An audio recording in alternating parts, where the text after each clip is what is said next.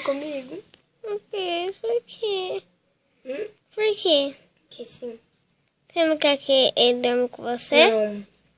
E se ele for dormir com Ele você? é ótimo. Se ele for? Ele é ótimo. E se a minha avó deixar?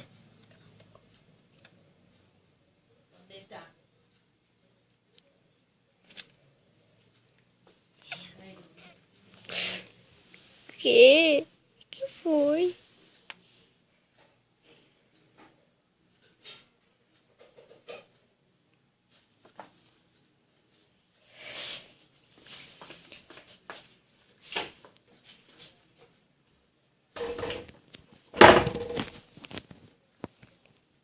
Gente, sem zoeira, é que ela está magoada porque ela vai pousar na minha casa e aí ela vai dormir no meu quarto, do mesmo quarto do meu irmão.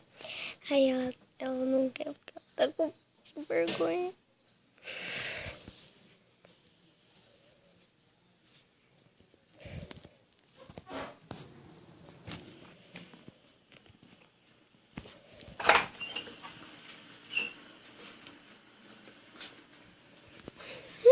Que isso? Socorro, socorro, socorro, socorro.